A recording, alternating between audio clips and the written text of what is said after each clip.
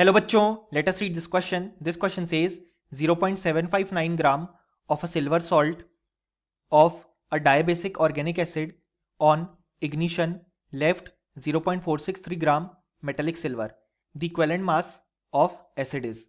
और हमारे ऑप्शंस हैं, option A 70, option B 108, option C 60, option D 50. So इस क्वेश्चन में कहा गया है कि 0.759 ग्राम हमने लिया एक silver salt of a dibasic organic acid and उसे इग्निशन करने पे यानी कि बेसिकली हीट करने पे हमारे पास 0.463 ग्राम मेटेलिक सिल्वर बचा. सो यहाँ पे इक्विवेलेंट मास एसिड का कितना था. सो इस क्वेश्चन को सॉल्व करने के लिए जो की कॉन्सेप्ट रिक्वायर्ड है वो है इक्विवेलेंट कॉन्सेप्ट.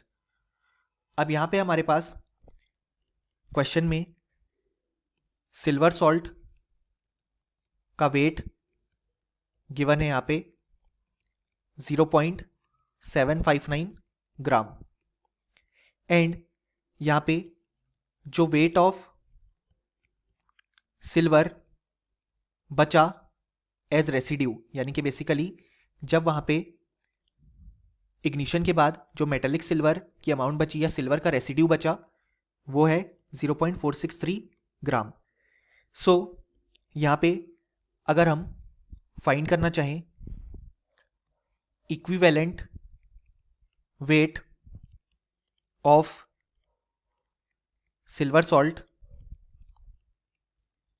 जो यहाँ पे रिमूव हुआ जब यहाँ पे हमने इग्निशन किया, तो वो हो जाएगा हमारे पास जो टोटल अमाउंट थी सिल्वर सॉल्ट की अपॉन जो हमारे पास अमाउंट बची मेटेलिक सिल्वर की मल्टीप्लाइड बाय 108, क्योंकि 108 यहाँ पे होता है इक्विवेलेंट मास ऑफ एजी यानी कि सिल्वर, क्योंकि इक्विवेलेंट मास होता है हमारे पास यहाँ पे मोलर मास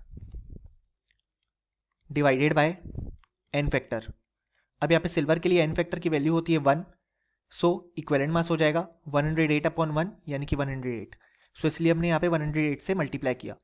सो यहाँ पे जो वैल्यू आएगी सॉल्व करने पे वो आती है हमारे पास 177.05 ग्राम. सो ये आ गया equivalent weight of silver salt. अब यहाँ पे हमें फाइंड आउट करना है इक्विवेलेंट वेट ऑफ एसिड. सो जो इक्विवेलेंट वेट ऑफ एसिड है